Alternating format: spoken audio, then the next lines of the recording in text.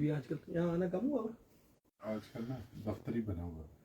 अच्छा, ये भी इधर तकरीबन 13 मॉडल पड़े हुए थे, एक नया डिस्प्ले ओपन हो रहा है। किधर पे? ये 107 प्लाजा में ना। अच्छा, तो उस वजह से यहीं पे बैठ के सारा कुछ, नीचे मैं बैठता नहीं, डस्ट पड़ती वो आती सारी। वो पहला रूम था।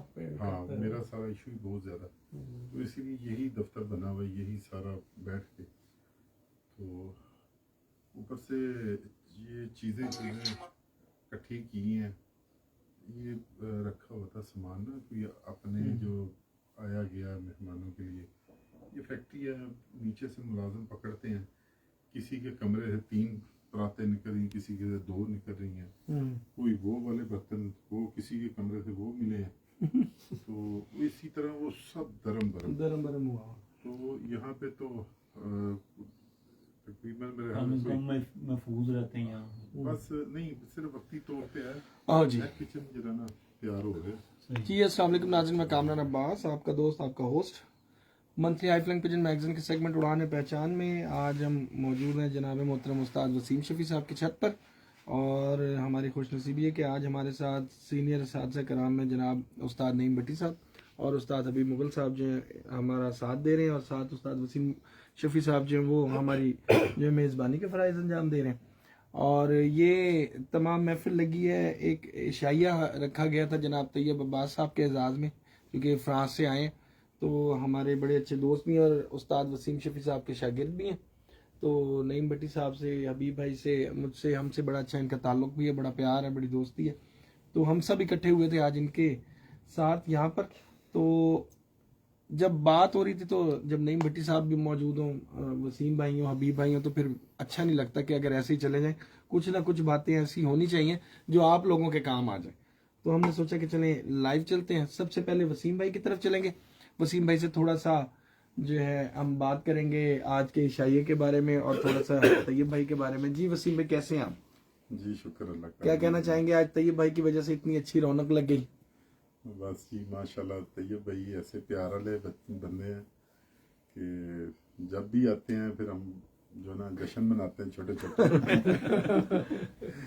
ऐसी है। और जब भी आते हैं जी माशाल्लाह जी, वो एक वो जबरदस्त किस्म का एक गिफ्ट आता है, ये हमारा सगार। Out class. हाँ, वो तो बहुत जरूरी चीज है। हाँ, इस बार मुझे इन्होंने स्पेशल कहा जी मैं बस आ रहा हूँ, तो आपके लिए एक ऐसी चीज़ है कि आप जो ना जो खाना खा रहे हैं वो भी आपको हजम हो जाएगा, सब कुछ। ये वो इन्होंने मुझे कहा कि आप ज़रा रोक के देखें कि पीछे जो मैंने भेजी क्या चीज़ है। जब मैंने देखी तो हकीकत बात है, हर चीज़ हजम हो गई। बहुत ज़बरदस्त, बड़ी अच्छी कलेक्शन करते हैं जी, बहुत ज़बरदस्त किस्म के जो है ना सगार। अल्हम्दुलिल्लाह कैबिनेट भर दी मेरी जी इन्होंने, बहुत आला ज़बरदस्त। हबीब भाई भी आए, नईम भट्टी साहब, उस्ताद नईम भट्टी साहब, मतलब आज इस वक्त सारे हम साथ हैं, तो इनके बारे में क्या कहना चाहेंगे? पुराना ताल्लुक है हबीब भाई से भी, नईम भाई से भी? हबीब भाई से बड़ा प्यार है जी शुरू से ही। ये नजदीक होके क्यों कहा है? मैंने इसलिए कहा कि दिल के नजदीक है और बड़ा एहतरामन जी, बड़ा प्यार है शुरू से ही। और जो भट्टी साहब हमारे बड़े भाई हैं जी, बिल्कुल बेशक। वो तो जो है ना, मैं उस टाइम मेरे ख्याल से बहुत छोटा था जब से भट्टी साहब से जो है ना नईम साहब का बड़ा प्यार है, बहुत प्यार है। अच्छा माशाल्लाह। तो मैं तो शुरू से देखता आ रहा हूँ जी, और भट्टी साहब के चेहरे पे मुस्कुराहट जो है ना, जो आज से कह लेंगे 30-35 साल पहले से उसी तरह ही माशाल्लाह देखते आ रहे हैं, अखलाकन भी और जो है ना मुस्कुराहट भी। आपने कहा मैं बहुत छोटा था, बहुत छोटा तो तब से आप, अच्छा मैं आपको बताऊं, जब से हम देख रहे हैं ना भट्टी साहब को ऐसे ही देख रहे हैं, और वसीम भाई को भी ऐसे ही देख रहे हैं। वो छोटे वाला चक्कर कब का था वो तो बताइए। मैं अब तकरीबन 47 का हो अच्छा गया, माशाल्लाह। और जो है ना उस टाइम मेरा ख्याल है कि 30 से 35 साल का तो कम से कम ये टाइम है। तो उस टाइम फिर खुद ही देख लें, कोई 15-16 साल का तो होगा। हाँ बिल्कुल बिल्कुल। तो इस वक्त जी हमारे साथ उस्ताद हबीब मुगल साहब भी हैं, थोड़ा सा तारुफ हबीब भाई से भी, तारुफ क्या करवाना है हबीब भाई का, हबीब भाई ने दुनिया के तारुफ करवाए हुए हैं। तो नया शो मैगजीन के थ्रू पूरा पाकिस्तान इन्होंने दिखाया हुआ है। हबीब भाई कैसे हैं आप? ठीक है, अल्हम्दुलिल्लाह, अल्लाह का शुक्र। आज क्या कहना चाहेंगे, ये सारी जो महफिल लगी है? ये कामरान भाई, मैं तो बहुत देर बाद दोस्तों के साथ मिलकर बैठा हूँ। हाँ, तो यूजुअली मेरी आजकल जो लाइफ की रूटीन है वो यही है कि मगरिब के बाद जो है ना वो बिल्कुल हर चीज़ मतलब वाइंड अप हो जाती है, बच्चों के साथ टाइम स्पेंड करते हैं या कुछ कंप्यूटर पे कर लिया। तो आज मुझे यकीन करें बड़ा फ्रेश फील हो रहा है। मेरे बड़े भाई बड़े मोहतरम भट्टी साहब हैं यहाँ पे, वसीम भाई ने बहुत अच्छा शौक करवाया है, तैयब भाई की वजह से ये सारी महफिल महफिल लगी लगी है। है।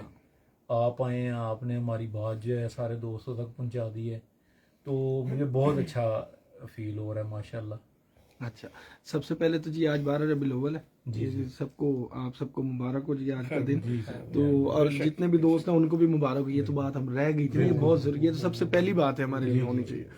तो उसके बाद हम चलते हैं जी जनाब मोहतरम उस्ताद नईम भट्टी साहब की तरफ। सर कैसे हैं आप? जी, सामने। अल्लाह का करम जी, बड़ी मेहरबानी है सोना से। अच्छा, मजे की बात ये है कि ये जो इशाइया है ना, ये एजाज में तैयब भाई के, जी जी लेकिन इस वक्त हम सबके लिए जो चीफ गेस्ट है ना वो आप हैं। इस तैयब भाई के लिए भी हम जितने भी बैठे जी जी एक अरसा दराज से सुनते भी आ रहे हैं, देखते भी आ रहे हैं, मैगजीन्स में भी इधर उधर आपको हमेशा, जी।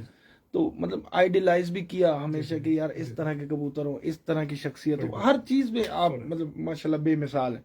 शख्सियत के हिसाब से देखा जाए तो, शौक के हिसाब से देखा जाए तो आप सबसे पहले तासुरात, आपने शौक किया वसीम भाई का, वसीम भाई से आज मुलाकात, आज के बारे में क्या कहना चाहेंगे? जी, पहले तो जी जो है वलादत मोहम्मद सल्लल्लाहु अलैहि वसल्लम नबी करीम, तो आज का बड़ा बाबर बरकत दिन है जी, और ये हमारी बड़ी खुशकिस्मती है कि आज के दिन ये महफिल जो है या गैदरिंग जो है वो रखी गई।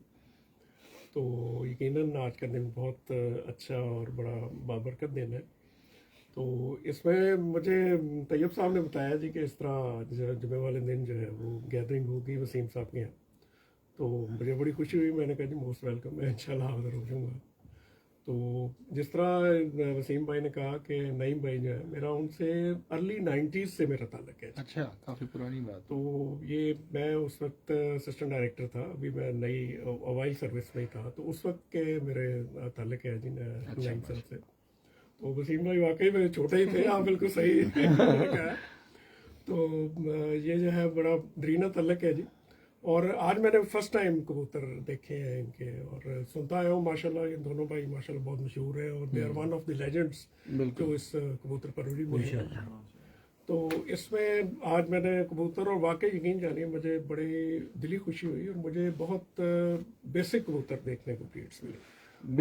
बेसिक वो ख़ास तौर पे जो मगर कबूतर हैं जो इन्होंने आपने दिखाए, वो हाथी वाले कबूतर हैं, या दूसरे जो सबरचीने कबूतर हैं, नीले कबूतर हैं, और ये वाकई बड़े बहुत अच्छे कबूतर, बड़े बेमिसाल कबूतर हैं, और वाकई really I enjoyed a lot, और मुझे बड़े अच्छे कबूतर लगे। तो अल्लाह ताला इनके शौक में और भी जो है वो वसअत अता फरमाए, बरकत अता फरमाए। बिल्कुल। तो दोनों भाई माशाल्लाह बहुत अच्छे हैं जी, और मेरे लिए तो बहुत ही मेरे बिल्कुल just like my real brothers, तो ये दोनों भाई जो हैं।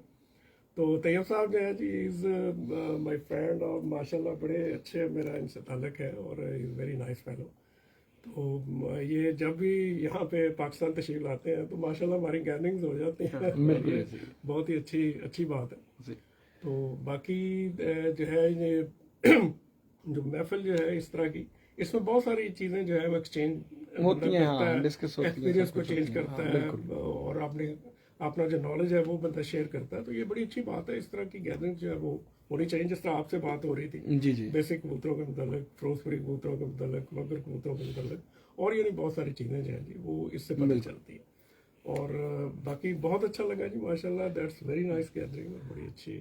अच्छा नईम आपने आज कबूतर देखे इनके, तो ताल्लुक आपका नईम शफी साहब से पहले का भी जी जी तो आपने एक जिक्र किया कि मैंने बेसिक कबूतर देखे। बेसिक जी बिल्कुल। तो बेसिक इनमें क्या चीज इनमें थी जो आपको लगी बेसिक है? ये पुराने कबूतर इनकी किस तरह से ये मेंटेन करके लेके आ रहे हैं? क्या वाकई पहले कबूतर जो आपने कभी देखे थे वो इसी तरह के हुआ करते जी थे? मैं अर्ज करता हूँ, असल में जो कबूतर की आप कह लें कि जो बेसिस होती है ना, जिसको हम बेसिक कबूतर कहते हैं, कबूतरों का मतलब है कि बेसिक ब्रीड के कबूतर जो शुरू में जिनसे पुरानी breeds बनी ब्रीड, हाँ, जिनको हम वो पुरानी सबसे बोल पहली देते बात होती है उसका कलर, हैं। और कलर के बाद उसकी आंख का कलर। ये दो ये बेंचमार्क हैं जिनसे हम किसी ब्रीड को आइडेंटिफाई करते हैं। अब इन्होंने जो वो हाथी वाले कबूतर दिखाए या दूसरे उनके कबूतर जो है वो बेसिकली बिल्कुल कमगर कबूतर, जिनसे आगे आप कह लें कि वो उन कबूतरों में से हैं जो कि कसूर की बेसिक ब्रीड है। जैसे इमामदीन कबूतर हैं या जुरे कबूतर हैं, वो बिल्कुल उन्हीं लाइन से ही आगे वो चले आ रहे हैं, वो चलते आ अपनी रहे हैं। ब्रीड से हटे नहीं है। हटे नहीं है। ये सबसे बड़ी बड़ी बात होती है कि यानी कि सबसे पहला जो चीज इंटेक्ट रहनी चाहिए वो कलर है। कबूतर कलर ब्रीड का एक कह लें कि एक आइडेंटिफिकेशन। कलर एक ऐसा पॉइंट है जिससे आप किसी भी ब्रीड को आइडेंटिफाई करते हैं, वो उसका कलर है। सेकंड उसकी आंख का कलर। अगर आंख जो है वो उसमें आंख में थोड़ा बहुत 19-20 18-20 का फर्क हो सकता है, लेकिन ये है कि इससे ज्यादा का फर्क नहीं होता। तो ये दोनों चीजें मैंने बिल्कुल देखी और वही चली आ रही हैं जो कि पुराने कबूतरों में थी, जो कि आज से मैंने समझे कि आज के 30-35 साल पहले जो कबूतर हुआ करते थे। तो ये उनका साइज भी वही है, आंखें भी बिल्कुल ऐसा ही है, और उनका आप जो इनका उनका मुकम्मल जिस्म है, maintained आ मुकम्मल रहे हैं। कबूतर है, बल्कि वेल मेंटेन, बड़े अच्छे। अच्छा, एक चीज तो जरा आज क्लियर कर दीजिएगा, जी ब्रीड में और ब्लड लाइन में क्या फर्क जी बिल्कुल जी, ये बड़ा एक टेक्निकल क्वेश्चन है? ये आजकल बहुत ज्यादा चल भी रहा जी है। जी मैं बहस करता हूँ कामरान भाई के ब्रीड जो है हम इसको आइडेंटिफाई या इसको जो है हम आप इनकी कह लें कि इसकी डेफिनेशन जो है हम इसको डिफाइन इस तरह करते हैं, a group of individuals having specific characteristics. इसका मतलब ये है कि एक ऐसे इंडिविजुअल्स का ग्रुप होता है जिनके अपने कैरेक्टरिस्टिक्स होते हैं। कैरेक्टरिस्टिक्स से मुराद है तो भाई कि खदोखाल। उनकी खदोखाल ऐसे होते हैं जो उनको दूसरों से मुमताज करते हैं या उनसे डिफरेंट होते हैं। तो इस चीज को हम ब्रीड कहते हैं। अब बाद लोग कहते हैं जी, मैंने मतलब बहुत सारे प्रोग्राम सुने हैं कि जी देखे भी हैं कि इसमें कोई ब्रीड कोई नहीं होती। ब्रीड होती है जी, बिल्कुल होती है, और इसमें ये साइंटिफिकली प्रूवन है। एक मैं थोड़ा सा आपको और थोड़ा सा अगर क्लियर कर दूं, एक होती है स्पीशीज। स्पीशीज में हम लोग भी शामिल हैं। अब ह्यूमन जो रेसेस हैं उससे आगे रेसेस होती हैं, ठीक है जी, मतलब सब स्पीशीज आ जाती हैं, फिर रेसेस होती हैं, और रेसेस के बाद जो है वो ब्रीड्स बनती हैं। अब फर्क ये होता है कि जो स्पीशीज होती हैं वो फ्री लांसिंग होती हैं, उनमें इंसान का उसकी ब्रीडिंग में, उसकी सिलेक्शन में, उसकी किसी भी चीज में अमल दखल नहीं होता। That is called the species. वो फ्री लांसिंग होती है और खुद बहुत अपना वो रास्ता मुतय्यन करती है, वो चलती जाती है। ब्रीड ऐसी चीज है जो कि आगे उनमें इंसानी जो कह लें कि अमल दखल जो है वो उनमें होता है। इंसान खुद सिलेक्ट करता है, खुद उसको आगे जो है उसका जीन फ्लो को कंट्रोल करता है और वो चीजें बनाता है। और फिर एक स्टेज ऐसी आती है कि वो इंडिविजुअल्स ऐसे बन जाते हैं जो कि आपस में मिलते जुलते होते हैं लेकिन दूसरों से मुख्तलिफ होते हैं। बिल्कुल सही। That is called the breed. जो आगे मतलब चलते भी रहे, अपने बच्चे भी निकले, बच्चे भी निकले और उन्हीं खदोखाल पे specific उसी तरह characteristics के। में हाँ, वो चलेंगे। That is called a breed. I think ये दैट इज क्लियर समझ आ गई कि दिस इज द ब्रीड। हम इनको इसलिए ब्रीड कहते हैं। अब मतलब कि हम इसको आसान कर देते ना जी। कि एक ऐसा जोड़ा जो आगे अपने ही जैसे बच्चे निकाले, जो जिसामत में और रंगत में पर में मतलब आप मुशाबत रखते हो। ठीक हो गया, that is called the breed. और दूसरों से मुख्तलिफ होंगे, दूसरों से मुख्तलिफ किसी और दूसरे कबूतरों से वो मुख्तलिफ होंगे। और वो अगर एक जगह पे फिर रहे हैं या एक जगह पे छोड़े हुए हैं तो वो दे लुक अलाइक, यानी एक दूसरे से मिलते हाँ, पता चले कि हाँ ये ठीक है ना, दैट इज कॉल्ड ब्रीड। अब इसमें हम आ जाते हैं, आपने कहा कि ब्लड लाइन। ब्लड लाइन वैसे तो ऑब्वियसली ब्लड जो है that is called the blood. इसमें इसका अपना एक है, यानी जो है खून को हम ब्लड कहते हैं और इसका अपना एक केमिकल कंपोजिशन होती है। तो ब्लड से मुराद ये ली जाती है कि वो चीज या उसमें वो खूबियां किसी इंडिविजुअल में जो कि उसको दूसरों से मुख्तलिफ करती हैं। मुख्तलिफ किस सेंस में करती हैं कि वो उनसे ज्यादा उनमें पावरफुल होते हैं। हमारे यहाँ मतलब ये है कमजोर या ज्यादा कमजोर है तो वो या ज्यादा पावरफुल या ज्यादा ताकतवर है, ठीक है ना। तो वो जो ताकतवर होना यानी उसकी स्ट्रेंथ जो है उसमें बेसिकली डोमिनेंट जीन्स आ जाते हैं, जिसकी वजह से वो दूसरों से ज्यादा अच्छा वो चीज उसी फील्ड में वो ज्यादा बेहतर परफॉर्म करते हैं। इसी तरह आप देखें कि कबूतर को वो कहते हैं जी फलां कबूतर का ब्लड चला आ रहा है। ब्लड चलाने से मुराद है कि उसकी जीन्स उसमें आ रही, सही है। यानी वो चीजें या वो कैरेक्टरिस्टिक्स जो कि किसी इंडिविजुअल को दूसरे इंडिविजुअल पे फोकियत देते हैं, that is called the blood. ठीक है ना। और ये ब्लड जो है वो फिर आगे जनरेशन आफ्टर जनरेशन चलता है, और वो अपनी जो आगे जो भी उसकी उसमें अच्छाइयां हैं या उसमें की जो स्ट्रेंथ है या उसकी जो पावर है वो उसमें शो अप होती चली जाती है। अब इससे तो हम ये नतीजा अखज़ करेंगे कि ब्लड लाइन बनाने के लिए कोई भी ब्रीड हो सकती है। जी, ठीक है। ब्रीड बनाने के लिए उनका स्पेसिफिक एक जैसा होना जरूरी है। उससे सबसे पहला कलर, उसके बाद आंख का कलर। ब्लड लाइन का मतलब हम सिर्फ उसकी क्वालिटीज से और उन चीजों से लगा ब्लड लाइन से मुराद क्वालिटी है। हाँ, कि ये जी फ्रॉम ब्लड लाइन से। अब देखें ना, मसलन आप अब अक्सर फेसबुक पे आप देखे होंगे कि लोगों ने कबूतर लगाए होते हैं कि जी उस्ताद फलां साहब जो है उनका ब्लड लाइन है। ब्लड लाइन से मुराद है अब वो जो उस्ताद साहब हैं उनके पास एक ब्रीड तो नहीं होती ना, 2 3 3 4 4 5 5 ब्रीड्स होती हैं। तो वो उन ब्रीड में से वो जो ब्लड लाइन चल रही है, इसका मतलब है कि वो कबूतरों ने अच्छा परफॉर्म किया है और उनकी आगे जो उसी रेस उसी ब्लड लाइन से चले आ रहे हैं, या उसकी जो नस्ल आगे चल रही है, that is called the blood. बिल्कुल सही है। तो ये दिस इज द, यानी आप कह लें कि selection of genes, flow of genes, और जो डोमिनेंट जीन्स होती हैं अगर किसी इंडिविजुअल में वो जमा हो जाती हैं, फिर वो उसको दूसरों से ज्यादा वो बहुत यानी जो है उनसे वो यानी मुमताज कर देते हैं। यानी उनको मुमताज करने से मुराद ये है कि वो दूसरों से ज्यादा पावरफुल हो जाती है। बिल्कुल सही। और that is called the genes arrangement. और जीन्स अरेंजमेंट आगे फिर जब वो एक इंडिविजुअल से दूसरे इंडिविजुअल में ट्रांसमिट होती है थ्रू इनहेरिटेंस, तो वो आगे फिर शो होती है, that is called the blood.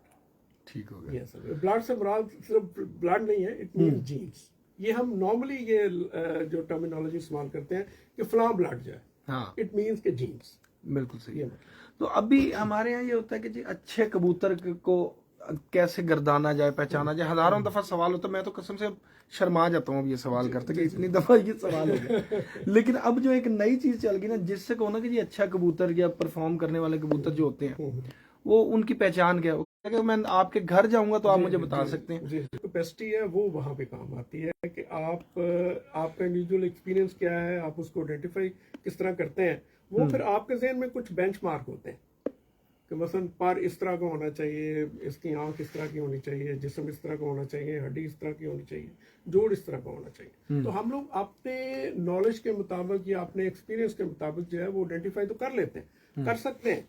लेकिन ये जरूरी नहीं होता कि जो कबूतर हर बेंचमार्क पे पूरा उतर रहा है और वो परफॉर्म भी उतना ही अच्छा करेगा।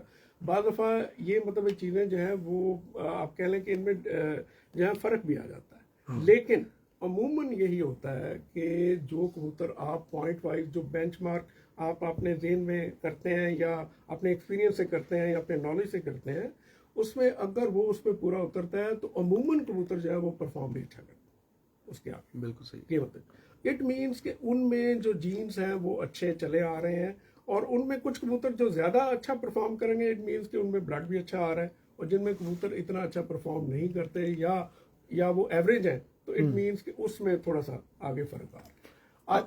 जी जी जी, उसमें थोड़ा सा फर्क इसलिए भी आ जाता है कि बाज़ दफ़ा कबूतर जो है वो इनब्रीड भी आ जाते हैं। ठीक है। इनब्रीड होने से कबूतरों में अगर एक ही ब्रीड के कबूतर आपस में लग रहे हैं या वो पर्टिकुलरली वो क्लोज रिलेटिव हैं एक दूसरे के, तो उनमें जो जीन्स हैं वो रिसेसिव जीन्स ज़्यादा आने शुरू हो जाते हैं, डोमिनेंट जीन्स कम होते चले जाते हैं। तो उसकी वजह से हम कहते हैं कि ये इनब्रीड हो गए। अब उसकी निशानी यही आप जिस्म से पता लग गया, किसी से पता चल जाता है। जैसे अभी वसीम भाई बता रहे थे कि वो मैंने उनमें से फिर छांट की और उनको चेंज किया सलीटी कबूतरों को, और फिर इस तरह करके दोबारा मेंटेन किया।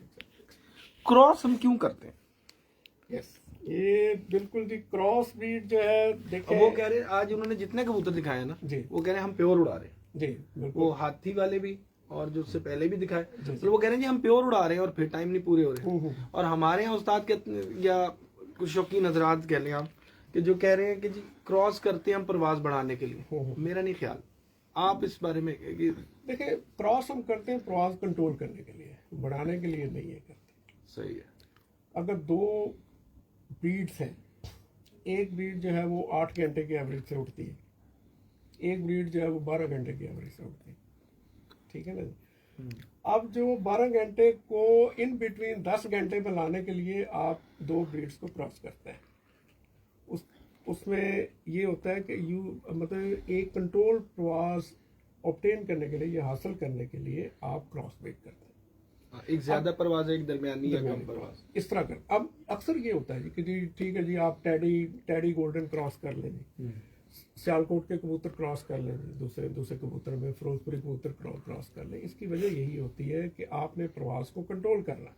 या कमगर कबूतरों में आप फिरोजपुरी क्रॉस कर लें, सियालकोट के कबूतर क्रॉस कर लें, या और कोई सामान्य जो भी है जी। तो इस तरह यह है कि आप उनकी प्रवास कंट्रोल करते हैं। यानी कमगर कबूतरों को अमूमन यही एक्सपीरियंस में आया है कि वो बहुत ज़्यादा प्रवास करते हैं, क्योंकि इनका परों की साख्त ऐसी है सही। और ये बहुत गहराई पे चले जाते हैं। तो उसको प्रवास को कंट्रोल करने के लिए आप उनमें वो कबूतर डालेंगे जो कि इसकी प्रवास को कंट्रोल करें। कंट्रोल मीन्स कि उसका थोड़ा सा लेवल डाउन कर दें, लेवल डाउन, ताकि ये उस हाइट से ज़रा नीचे रहे और घर बैठ जाए।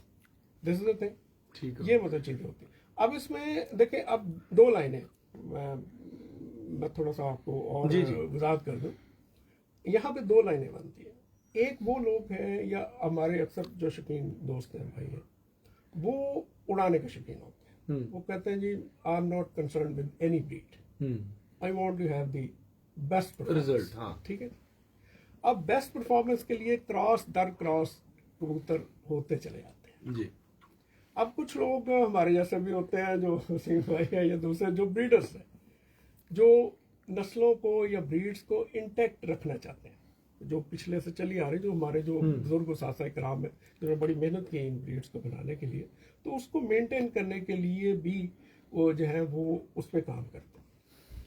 तो उसके लिए जो है वो बेस्ट एक तरीका ये है कि आप द बेस्ट वेज कि आप इंट्रा ब्रीडिंग करवाते हैं। इंट्रा ब्रीडिंग से मुराद ये है कि अगर कोई एक ब्रीड आपके पास पड़ी हुई है और वो 20, 25, 30 साल से आपके पास है, तो आप जो है वो कबूतर ऐसा क्या होता है कि वो इनब्रीड होना शुरू हो जाता है। आप समझते हैं कि उनमें कमियां आ रही हैं। तो उन कमियों को दूर करने के लिए दो तरीके हैं आपके ब्रीडर्स के पास। एक तो सबसे जो बेस्ट वे है वो that is the intra breeding. Intra breeding का मतलब ये होता है कि उसी ब्रीड के कबूतर आप कहीं और से तलाश करें, उसी ब्रीड के कबूतर आप कहीं और से तलाश करें, वही कबूतर लेके आए। अगर वो आपसे कबूतरों से मैच करते हैं उसी तरह, तो वो आप अपने कबूतर, इनके नजदीकी रिश्तेदार, मेन किसी और जगह, फॉर एग्जांपल डब वाले कबूतर हैं, मतलब नजदीकी रिश्तेदार मुस्लिम लोगों के पास पड़े हुए, आप उनसे कलेक्ट कर आपस में लगाएं, तो एक उसमें ये है कि उनका कलर भी इंटैक्ट रहेगा और उनकी जो अपनी साख्त है कबूतरों की या उनका बॉडी शेप है वो भी डिस्टर्ब नहीं होगी, खराब नहीं होगी। अच्छा, अब जैसे वसीम भाई के कबूतर थे पाकिस्तान में, जी जी, और नईम भाई के कबूतर थे कुवैत में, अब तो यहाँ पे भी आ गए हैं कुछ कबूतर, लेकिन ये चले तो एक ही जगह से ना, सारी बेस एक ही। जी जी। तो क्या वसीम भाई अगर चाहते हैं कि मैं अपने कबूतरों को दोबारा मेंटेन करूं और अपने इन जैसे ही कबूतरों में, तो ये कुवैत वाले कबूतरों को लाके इनमें डाल सकते हैं? ला सकते हैं। उसकी वजह ये होती है कि इसको हम कहते हैं अडेप्टेशंस। अच्छा, अडेप्टेशन का मतलब ये होता है कि कुछ लोग, अब उसकी बेस्ट एग्जांपल क्या है, हम तमाम इंसान हैं, ठीक है जी। हम लोग जो पाकिस्तान में रह रहे हैं, इंडिया में रह रहे हैं, आप अफ्रीकन लोग देखें वो डिफरेंट है हमसे, ठीक है जी। यूरोपियन लोग डिफरेंट है, मंगोल रेस हमसे डिफरेंट है। ये तमाम चीज़ें अडेप्टेशन है। जिस इलाके में रह रहे हैं वो कई 100 सालों से, हज़ारों सालों से वहाँ की जो एनवायरनमेंट है उसके मुताबिक वो ढल जाते हैं। बिल्कुल सही बात। उनकी जो आप कह लें कि उनमें जो चेंजेस होती हैं उसके मुताबिक हो जाती हैं। तो वो इसी तरह ये है कि कबूतर जो 30, 35, 40 साल से एक ब्रीड के एक जगह पड़े हुए हैं, दूसरी जगह पड़े हुए हैं, तो ये जो है ना जी वो अडेप्ट कर लेते हैं। अडेप्टेशन कबूतरों में आ जाती है, वो थोड़े से डिफरेंट, फिर वो ब्लड लाइन अप और हो जाती है, इनकी जेनेटिक लाइन अप, फिर उसको आप जो ब्लड लाइन हम कहते हैं वो भी कह सकते हैं, फिर वो दोबारा स्ट्रांग हो जाते हैं। This is called the intrabreeding. I hope आप थोड़ा सा क्लियर हो गया होगा कि इंट्राब्रीडिंग से मुराद क्या है। ठीक हो गया। अच्छा, दूसरा इसमें एक और है कि अगर आप इंट्राब्रीडिंग, फॉर एग्जांपल उस ब्रीड के आपको कबूतर नहीं मिलते, ओके, आप फिर उसको उसके करीब 3 कबूतरों में क्रॉस कर लें उसके बाद अब ये होता है कि इसमें जो बच्चे आप क्रॉस ब्रीड लगाते हैं उसमें 50% बच्चे जो हैं वो माँ बाप दोनों की इक्वल क्वालिटीज लेते हैं। 50% बच्चे 25% बच्चे वो होंगे जो कि बाप की ज़्यादा क्वालिटीज लेते हैं। 25 बच्चे वो होंगे परसेंट जो कि माँ की क्वालिटी ज़्यादा लेते हैं। ठीक है। अब उनमें सिलेक्शन आपका काम है कि जो फॉर एग्जांपल आपने टैडी और कमगर का क्रॉस कर दिया, I am just giving you example. तो इसमें ये है कि अगर रंग उसका तमगर है और आंख जो है वो उसकी सफेद है तो वो इसका मतलब है कि इन बिटवीन निकला, दोनों का बराबर। वो आपके काम नहीं आएगा। अच्छा, वो काम नहीं आएगा। उनमें काम वो आएंगे जो 25% है। 25% या वो बाप पे है ज्यादा या माँ पे। तो उनमें से आप उसको फिर हम कहते हैं बैक क्रॉस। फॉर अच्छा, एग्जांपल सफेद आंख का निकला। माजरत के साथ हमारे उस्ताद फिर इस तरह के जो आप कह रहे हैं ना जो काम नहीं आएगा, वो कहते हैं कि ज्यादा फायदेमंद है। इनको कमगरा छुपाओ कमगर काट देगा, टैडी छुपाओ टैडी काट देगा। ये क्यों अभी पे सुनिए ना ऐसी बात। नहीं ऐसा नहीं है। बात ये है कि वो इन बिटवीन असल क्रॉस ब्रीड वो है 50% वाली। 25% वाली वो है जो कि मसलन बाप है। बाप अगर कमगर है तो जो बाप पे बच्चा होगा वो ज्यादा कमगरों के नजदीक होगा, लेकिन उसमें माँ की क्वालिटीज भी आ। माँ फॉर एग्जाम्पल टैडी है तो उसमें टैडीज की भी थोड़ी बहुत क्वालिटीज होंगी। आप उसको अगर दोबारा ओरिजिनल बनाना चाहते हैं तो उसको बैक क्रॉस करें, सही होगा। उसी ब्रीड में दोबारा क्रॉस कर दें जिस ब्रीड से वो आया है या उसका बाप है। तो वो दोबारा उसमें ये है कि अब वो ब्रीड आपकी दोबारा स्ट्रांग होनी शुरू हो जाएगी, क्योंकि एक बार उसमें दूसरी ब्रीड का आ गया। लेकिन वो फिर आहिस्ता आहिस्ता वो आंखें भी वही उसी ब्रीड की निकालने शुरू कर देंगे और रंग भी उसी तरह करेंगे। तीसरे या चौथी ब्रीड में जाकर वो बिल्कुल अपने प्योर ब्रीड में आ जाएंगे, लेकिन उनमें स्ट्रेंथ आ जाएगी और उसमें जीन्स जो है वो पावरफुल उसमें शामिल हो जाएंगे उस ब्रीड में। ये सही ठीक हो गया। ये तो हो गया ब्रीड से रिलेटेड। जी जी। अच्छा, एक आखिरी क्वेश्चन इस सिलसिले में जी, जी, और उसके बाद ना तीनों से एक छोटा छोटा सवाल जरा उड़ाने पर मैं करूंगा। जी, जी। एक सवाल और है, परफेक्ट बॉडी क्या होती है? जी परफेक्ट बॉडी देखें जी, दो मुख्तलिफ चीज़ें हैं इसमें। जो मेरा experience, I am just telling you my experience, जो अब तक मेरा पॉइंट ऑफ व्यू है। अब एक उड़ाने मुशाहिदा क्या है? मतलब एक उड़ाने का पॉइंट ऑफ व्यू है। उसमें उड़ाने के पॉइंट ऑफ व्यू से हम लोग गड्डी देखते हैं जी, गड्डी कस्टिंग होनी चाहिए, बम जोड़ होना चाहिए, लाजमी है। परों में गैप नहीं होना चाहिए, जो नावा पा रहा है वो मतलब 10वां और 8वां बराबर हो, नावा बड़ा हो। ठीक है, ये एक बेसिक बेंचमार्क है जो कि हम ढूंढते हैं किसी कबूतर में कि जी ये बड़ा बेस्ट परवादी कबूतर, बहुत अच्छा है। ठीक है ना, ये है उड़ाने के पॉइंट ऑफ व्यू से। हम उसको कहते हैं जी कि ये बड़ा बैलेंस कबूतर है, या आपको परफेक्ट तो है आप हम नहीं कह सकते किसी भी चीज़ को, हम कहते हैं जी ये बैलेंस कबूतर है और ये अच्छी प्रवास रहेगा आगे जाके जो भी है गुस्सा। एक होता है ब्रीडिंग पॉइंट ऑफ व्यू से। ब्रीडिंग पॉइंट ऑफ व्यू में सबसे पहले जो कबूतर की चीज़ देखी जाती है वो नस्ल देखी जाती है कि ये किस नस्ल से है। अगर वो नस्ल के करीब तरीन है, नस्ल के करीब तरीन होते के लिए दो इंडिकेटर्स हैं। एक तो उसका रंग है, फिर वही बात आ जाती है, और एक उसकी आंख है। ये दो चीजें, उसके बाद उसकी जो है वो बॉडी है। बॉडी यानी इंडिविजुअल होती है, ये वेरी भी कर सकती है। ये दोनों, ये फिर तीनों पॉइंट आप अगर देखते हैं उनमें फिर वो अगर इंडिविजुअल भी कबूतर बहुत अच्छा है, और यही पॉइंट्स जो मैं डिस्कस किए हैं कि जो उड़ने वाले कबूतरों में हम ढूंढते हैं, तो अगर उसमें है तो वो तो फिर क्या बात, फिर ये मतलब आप उससे आगे मतलब ब्रीड चला सकते। बिल्कुल सही, बिल्कुल सही। हबीब भाई, ये मतलब नहीं भाई तो इल्म का खजाना है। उन्होंने इस तरह की जो बातें सारी मतलब ये समझाने के लिए बड़े आसान अल्फाज में इन्होंने समझा दिया। अगर कोई गौर से इन बातों को अकेला बैठ के सोचे तो मेरा ख्याल है कि फिर उसको ब्रीड बनाने में या ब्लड लाइन बनाने में अब मजीद उसको जरूरत नहीं पड़ेगी कि भाई मैं कुछ और करूं, दिक्कत नहीं उसको आती किसी भी किस्म की। लेकिन अगर हम जाए परवाज की तरफ, आजकल एक जो नया सिलसिला चला हुआ, मैं जिस्म पे तो बात ही नहीं कर, हमारे यहाँ आपने भी अक्सर, आपके भी एक दो शागिर्द हुए थे, अभी भी कुछ शागिर्द होंगे ऐसे तो कहते हैं उस्ताद जी दवाई जरा तगड़ी हो गई। क्या आप समझते हैं कि दवाई के जोर पे कबूतरबाजी हो रही है? अपना कामरान भाई, ये जो दवाई वाला मसला ना, जो मतलब बिल्कुल सतही किस्म के हैं ना फैंसियर्स, वो इसको समझते हैं दुआई। हम्म ठीक है, असल में मेरी नज़र में जो दुआई है ना, हम्म वो कबूतर उड़ाने के लिए नहीं, कबूतर की संभाल, उसकी थकन उतारने के लिए। ठीक है, उसकी संभाल उसकी। आज वसीम भाई कह रहे थे कि हम कबूतरों को बिल्कुल सादा उड़ा रहे हैं। हाँ जी, सुबह अभी तो बैठा था हमारे ठीक सामने। है। हाँ। अब अगर गर्मी के सख्त मौसम में मतलब जिन दिनों में बिल्कुल नमी भी कम होती है, उन दिनों में कोई कबूतर उड़ के आया, अपनी मैक्सिमम परवाज दे के आया, आके बिल्कुल वो हिम्मत हार बैठा है, तो उस वक्त अगर आप कोई भी चीज़ इस्तेमाल करते हैं, मैं कहता हूँ ये आपको पता होनी चाहिए, बजाय कि आप 2-3 गोलियों के पीछे दौड़ते रहें कि यार सुबह जाना ऐलानी है रात 11 बजे। भाई वो तो चीज़ें, मेरी नज़र में वो चीज़ें बिल्कुल मतलब फ्लॉप चीज़ें, उनसे निकलना चाहिए। उनसे निकलना चाहिए। वजह ये है कि एक अच्छा कबूतर जो है ना, मैंने जो प्रैक्टिकल करके देखा, जो एक अच्छा कबूतर है ना, और एक बहुत अच्छा मुनासिब जो नुस्खा है, वो जो कबूतर को घर भी बिठाता है, भगाता नहीं, और लॉन्ग लाइफ चलता भी है, वो आपके कबूतर की परवाज बढ़ाता है 3 से 3.5 घंटे। ठीक है, अब जब आप सिलेक्शन करते हैं 3 बजे वाली या 2:30 बजे वाली, वो 3 से 3.5 बाद का 4 घंटे भी बढ़ा देता है, तो आपका कबूतर 2:30 से 4 घंटे बढ़े, 6:30 बजे अगर कबूतर आपका बैठ रहा है तो बहुत अच्छी परवाज है।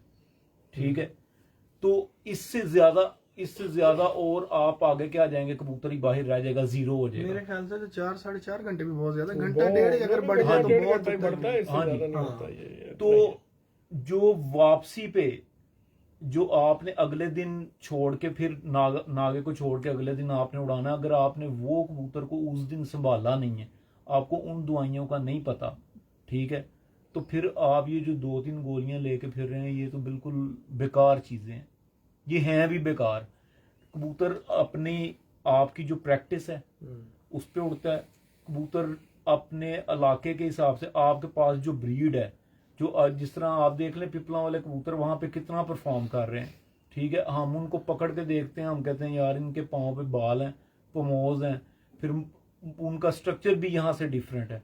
ये वाले कबूतर उधर जाते हैं, बड़े लोगों से सुना है कि वो वहां पे काम नहीं कर रहे। नहीं, डिफरेंट। ठीक है, तो कहने का मतलब ये है कि इलाके के हिसाब से अगर आपके पास कबूतर अच्छे हैं, आपकी प्रैक्टिस बहुत अच्छी है, ठीक है, प्रैक्टिस पे मेन। प्रैक्टिस बहुत अच्छी है।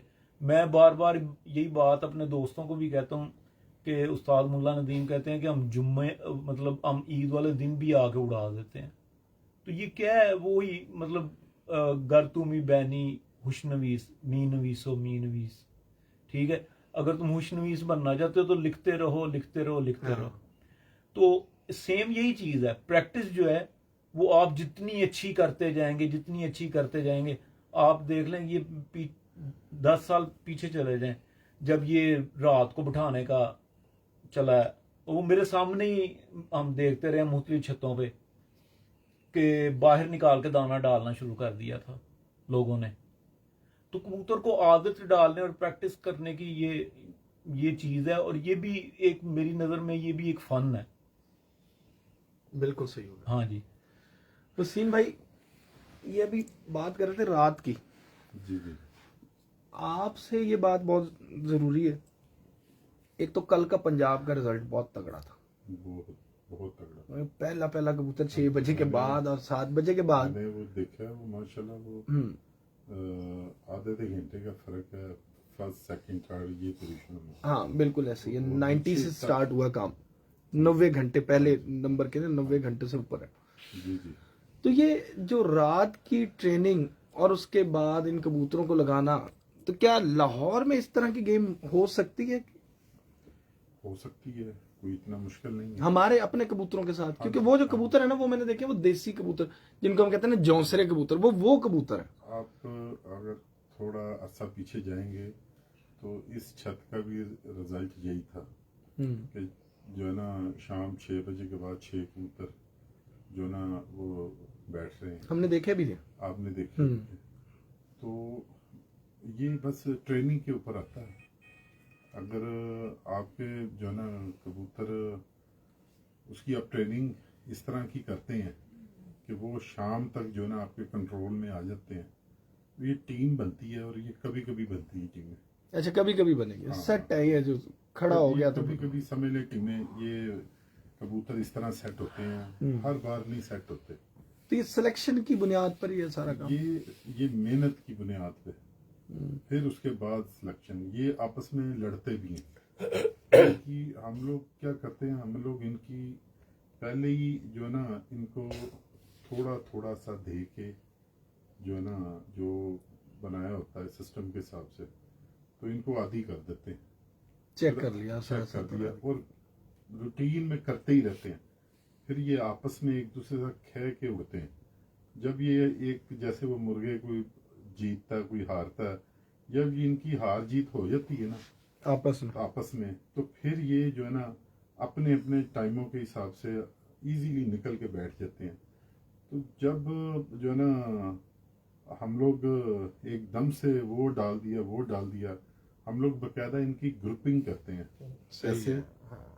जैसे हम जो है ना 11-12 नहीं उड़ाएंगे, 8 उड़ाएंगे, 9 उड़ा लेंगे कि एक आधा बाहर निकालें, फिर उनको मुतवातर लेते आएंगे आगे तक।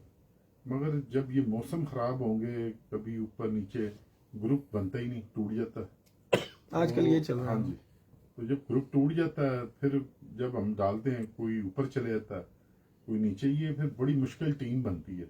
तो जिसकी टीम बन जाती है वो फिर इज्जत भी लेता है, वो फिर ले सकता है, हाँ एंजॉय करता है। मगर ये डिपेंड करता है आपके सारे के सारे एनवायरनमेंट पे, आपके कबूतरों पे, आपके मौसम पे। आपको लगातार 15-20 दिन मिलने चाहिए, आपकी टीम को एक जैसे मिलने चाहिए। आपके पास अभी टीम तैयार है?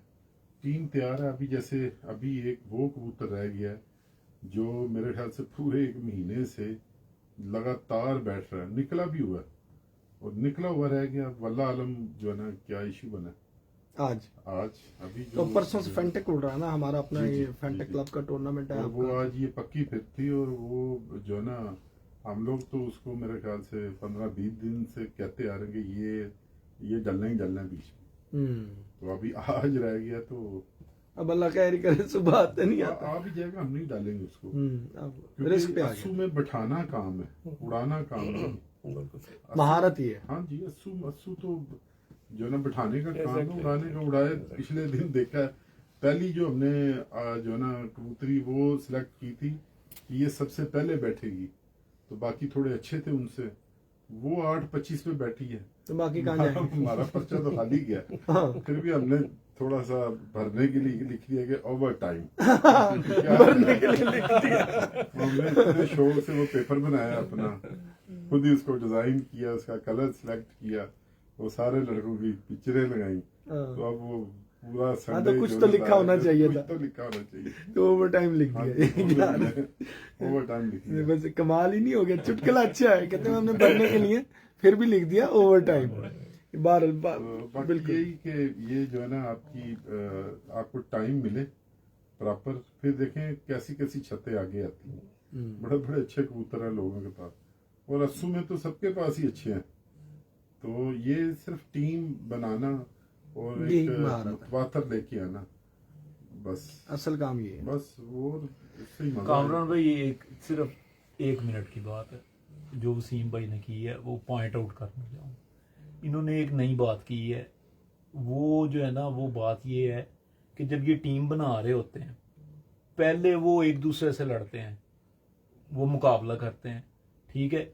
ये उनको मतलब मैक्सिमम करके अपनी तरफ से तो ये कर लेते हैं कि वो उनकी परवाज जो है मैक्सिमम, उनका आपस का मुकाबला खत्म हो जाता है, वो जान पहचान जाए अपने आप, फिर वो अपनी परवाज पे। ये बहुत अच्छी बात है, और मेरी नजर में ये बिल्कुल नई बात है एक, जो इन्होंने अपने तजर्बे की बुनियाद पे की।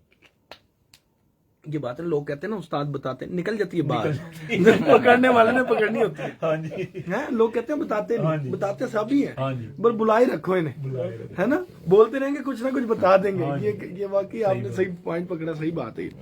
तैयब अब्बास साहब, ਤੁਹਾਡੀ ਵਜ੍ਹਾ ਤੋਂ ਅਸੀਂ ਇਕੱਠੇ ਹੋਏ, ਤੁਸੀਂ भी बोल लो थोड़ा ਜਿਹਾ।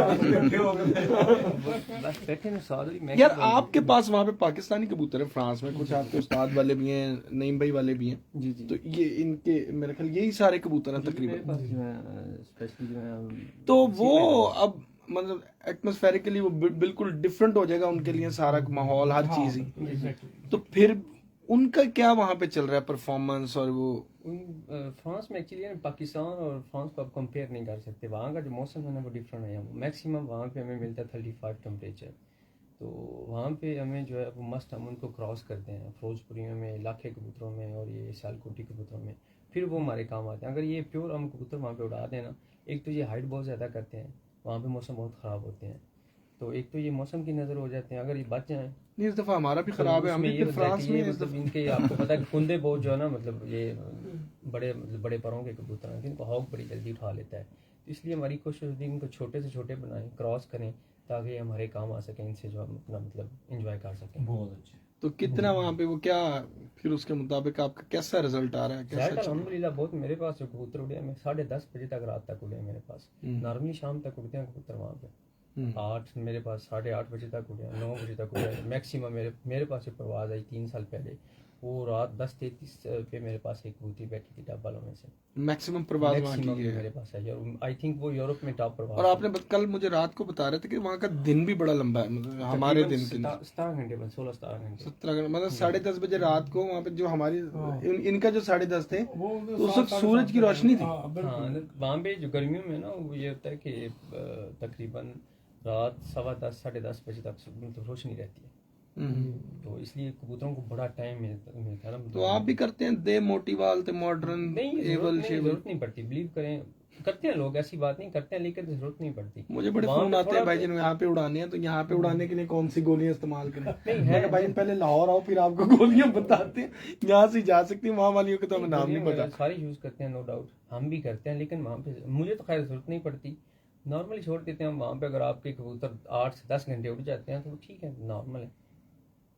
टाइम बहुत ज़्यादा होता है ना, अगर वहाँ पे एक तो सिंगल फिरते होती है हमारे पास, तो उसमें ये अगर आपके कबूतर 10 घंटे तक एक कबूतर उड़ के आ रहा है तो वो बड़ी अच्छी एवरेज लेके आ रहा है, तो उसमें इतने ये तो आराम से उड़ जाते अच्छा हैं। एक बात बताएं, सारी दुनिया में शोर है चौधरी साहब वाले कबूतर, मियाँ साहब वाले कबूतर, एक शोर, फिर एक शोर हुआ जी ननकाने वाले लाखे, फिर एक शोर है जी पिपला वाले कबूतर, मतलब इस तरह करके ना 4-5 और भी ब्रांड हैं, अब सारे ज़हन में एकदम भी नहीं आते, यूं करके नाम बड़े हैं यार।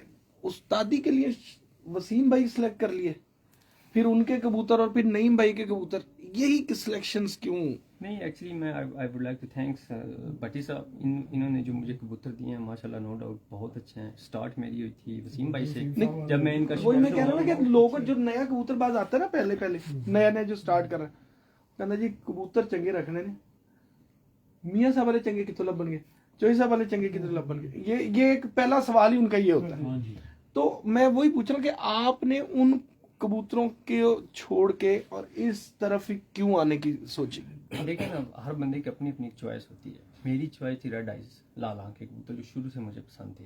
तो जब मैंने अपनी डायरेक्शन जो रुख ही लाहौर की तरफ किया, तो मुझे सबसे पहले काफ़ी लोगों के साथ मेरी गपशप, मतलब भट्टी साहब से मेरी बड़ी अच्छी दोस्ती, अभी भाई से काफ़ी लोगों, अब लेकिन वसीम भाई के साथ थोड़ा डिफरेंट, मेरी ना मतलब उस्तादी शिगिर्दी भी है, लेकिन मेरी दोस्ती इनके साथ बहुत ज़्यादा है। तो इसलिए मैंने ये डिसाइड किया कि मैंने शिगिर्दी अगर करनी है पाकिस्तान में, तो वो इंशाल्लाह मैं चलो वो तो ये भी हो गया ना कि भाई दोस्ती भी है तो हर चीज इकट्ठे एक दूसरे से खुल के शेयर भी हो सकती हाँ है। बिल्कुल बिल्कुल सही हो गया। तो और कबूतर बदौलत ही मुझे अच्छे कबूतर भी मिले हैं, सच्ची बात है। मैंने काफ़ी मतलब पैसे भी स्पेंड किए हैं, बड़ी मेहनत की है, बड़े धक्के खाए हैं, लेकिन जब से वसीम भाई मतलब मिले हैं अल्हम्दुलिल्लाह मेरे पास बड़े अच्छे कबूतर, आपको मैंने दिखाए भी थे, आपने देखे हैं। और भट्टी साहब ने मुझे बड़े तहे दिल से जो बड़े कमाल के जो बर्ड्स दिए हैं, और मुझे हबीब भाई ने बड़े अच्छे कबूतर दिए थे। तो यही 3-4 घरों से मेरे पास जो मतलब कबूतर हैं उनको आगे मैंने। अच्छा जी एक और बात बता दूं, बड़े ये मेरे ख्याल अब जो आखिरी के 10 सालों से पहले का तो मुझे पता नहीं, आखिर के 10 सालों में ये पहला नौजवान है जो यूरोप डायरेक्ट कबूतर लेके गया, वरना आजकल अंडे ही जा रहे हैं, कबूतर ले जाना बड़ा मुश्किल काम है। 2020 तो इन्होंने बड़ी मेहनत की है जी, बड़े दिल से आपके कबूतर लेके गए। ये क्या उलझन बनी थी कि अंडे? देखें, मैं एक्चुअली डिपेंड करता ना मतलब आपके मतलब सिस्टम। मैं तो रहती फ्रांस में हूँ, तो कुछ लोग हैं जो रहते फ्रांस में मतलब और दूसरी कंट्रियों में, लेकिन शौक वो पाकिस्तान में करते हैं।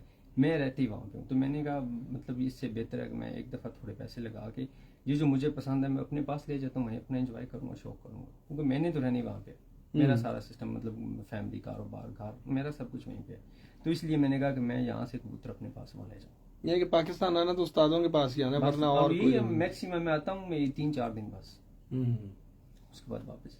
वापस नहीं भाई, आपकी तरफ आ जाते हैं लास्ट, बस उसके बाद इसको करते हैं वाइंड अप। ये परवाज पे बात हो रही थी, मैंने वसीम भाई से स्टार्ट किया, हबीब भाई से बात हुई, तो मतलब उसमें एक तो गोलियों की बात की भी कि हर किसी को एक होता है कि जी या तो गोलियां बता दें जी जी या खुद कोई चीज ऐसी दे दें कि मतलब कबूतर के पास भी रख दो ना तो वो सुबह उड़ जाए।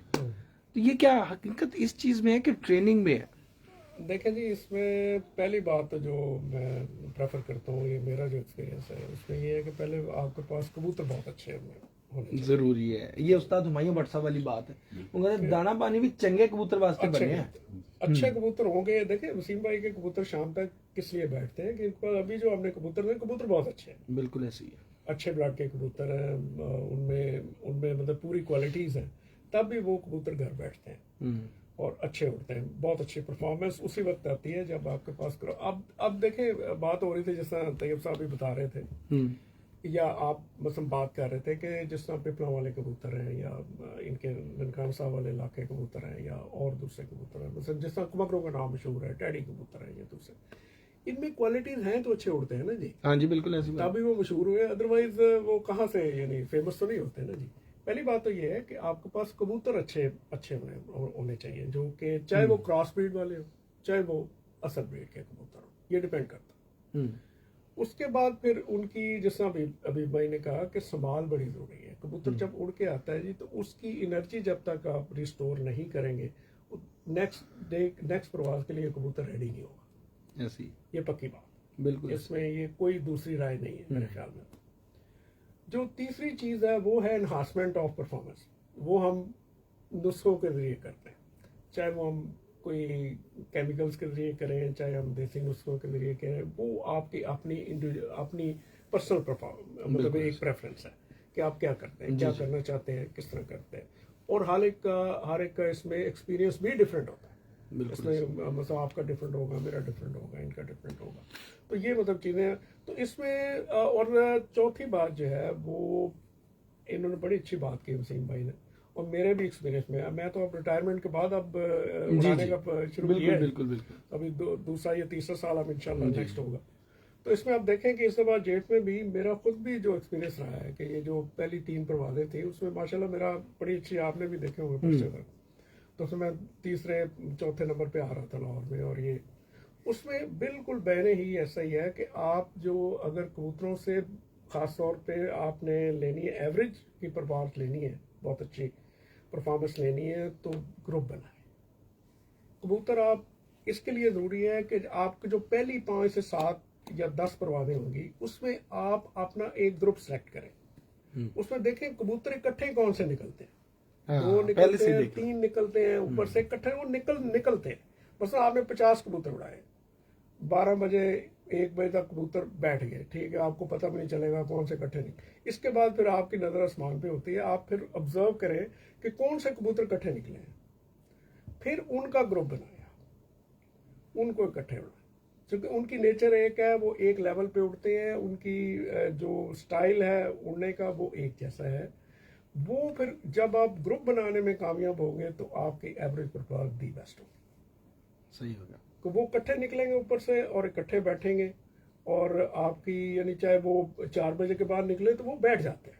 उनकी प्रैक्टिस इतनी हो जाती है एज ए ग्रुप कबूतरों की कि वो इकट्ठे बैठ जाते हैं। और आप देखें कि अगर किसी से भी पूछ लें, मेरे ख्याल में जो भी जिनकी भी इस वक्त बेस्ट परफॉर्मेंस पूरे पंजाब में आ रही है, उन्होंने ग्रुप बनाए, और ये बिल्कुल ग्रुप जी, वाली जी, बात ग्रुप जो है बने में बिल्कुल बिल्कुल सही सही है। बात और है। यही ग्रुप जो है वो बैठते हैं। जो कबूतर इंडिविजुअली उड़ते हैं, मसलन एक जो कबूतर है जी वो 7 घंटे उड़ने वाला है, एक 4 घंटे उड़ने वाला है, एक 10 घंटे उड़ने, वो आपने अगर इकट्ठे उड़ा देंगे तो वो इकट्ठे नहीं बैठेंगे, कोई किसी तरह निकलेगा, किसी टाइम पे निकलेगा, किसी टाइम पे निकलेगा, किसी टाइम पे निकलेगा, आपकी एवरेज नहीं जाएंगे भी नहीं अच्छे जुड़ के नहीं जाएंगे। आजकल जो गेम है वो है ही एवरेज की।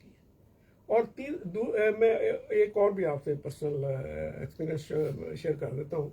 इसमें मेरे पास एक 10 नंबर उड़े 3 बहन भाई हैं, सगे, एक ही माँ बाप के हैं। वो यकीन जाने तीनों इकट्ठे निकलते अच्छा। और इकट्ठे बैठते थे, मतलब अगर वो 4 बजे निकले हैं तो उन्होंने 4, 5, 5:30 बजे तक बैठ जाना। इसी तरह दूसरे कबूतर भी इसके साथ जो आपने मिक्स किए या उनके साथ, तो वो ग्रुप ही था सारा, तो ये मतलब चीजें जो है ना, अब जो वो मतलब इर्द गिर्द ही रहते थे, इनके आगे पीछे ऊपर वो नीचे। एक हाइट पे उड़ते हैं। उसकी वजह ये है कि वो इकट्ठे उड़ते हैं, एक हाइट पे उड़ते हैं और फिर निकलते भी इकट्ठे हैं। ये फर्क होता है। तो मतलब इसमें द बेस्ट वे इसके आप पहले ग्रुप आपने बनाए, आइडेंटिफाई करें, फिर उसके बाद जो है उनकी आपने जो संभाल करनी है या जो उड़ाना है वो आपका अपना एक्सपीरियंस है, तो उसके मुताबिक उड़ाएं, तो ये बड़ी अच्छी परफॉर्मेंस देते हैं। मेरा जो पर्सनल एक्सपीरियंस है वो तो यही। नहीं बिल्कुल सही। नहीं भाई, बहुत बहुत शुक्रिया आपके कीमती टाइम का। हबीब मुगल साहब आपके भी शुक्रगुजार हैं। तैयब भाई, आपके तो खास तौर पे जिसकी वजह से आज ये महफिल इतनी बड़ी जो सर मैं बन गई, शुक्रिया अदा करता हूँ कि आप आए, हम आपने थोड़ा टाइम दिया। इनका शुक्रिया अदा करें सर। बहुत मेरे बड़े प्यारे दोस्त हैं, भाई इनका भी हैं। तारीफ कराया जी, उनका तारीफ ही नहीं हुआ। हाँ। ये फैसल खान पिंडी से हैं जी, मेरे बड़े अच्छे दोस्त हैं, भाई हैं। हाँ, इनका शिगर सबसे भी हैं ज्यादा शुक्रिया इनका ना, जो उनको लेके यहाँ पे हमारे पास मेरे लिए ऑनर की बात है कि मैं लिविंग लेजेंड्स हैं हबीब भाई, नईम भाई और वसीम भाई, नईम भाई, मतलब हमने इनको आंखों से देखा है, लोगों ने देखा है, इन लोगों ने देखा है मियाँ साहब को, लाला साहब को। हम लोगों के हमने नया शौक शुरू किया तो हमने इन लोगों को देखा हुआ है, आपको काफ़ी अर्से से देख रहे हैं। तो बस अभी सीखने के प्रोसेस में अच्छी एक गैदरिंग मिली है, काफ़ी बातें सीखने को मिली, आगे इंशाल्लाह। इंशाल्लाह। तो ये वसीम भाई के पोता शागिर्द भी होंगे, ये दादा साहब हैं। तो और ये बड़ा प्यार करते हैं जी उनसे भी। और वसीम भाई, आपके भी तहे दिल से मशकूर है, आपने इतना टाइम दिया, इतना शानदार शाया भी साथ साथ, और खाना पीना भी होता रहा, शौक भी होता रहा, पूरा टाइम दिया आपने। तो आज का दिन, बल्कि बच्चे जरा जिद भी करते हैं घर से जाने के लिए, निकलने के लिए, फिर भी हम सब यहाँ पे, आप जो है आप भी डिस्टर्ब हो रहे होंगे। तो लेकिन बड़ा अच्छा लगा, बड़ा मज़ा आया महफिल का। तो उम्मीद करते हैं दोस्तों आप लोगों को भी बड़ा अच्छा लगा होगा, और अपने कमेंट्स में हमें ज़रूर बताते रहिएगा। स्पेशली जो हबीब मुगल साहब हैं, ये काफ़ी अरसे के बाद हमारी वीडियो में जो है लाइव आए हैं, और अभी नईम भाई के साथ मैंने और बड़ी बातें करनी थी, लेकिन चूंकि महफिल का एक समा था तो मैंने सोचा कि इसको यहीं पे जो क्लोज करें, फिर हबीब भाई को और नईम भाई को इकट्ठा दोबारा पकड़ते हैं। एक दफा पकड़ा था हमने, वो बड़ा बेहतरीन इंटरव्यू रहा था, अक्टूबर में इंशाल्लाह करेंगे इंशाल्लाह। तो इसके साथ ही हमें दें इजाजत, अल्लाह हाफिज।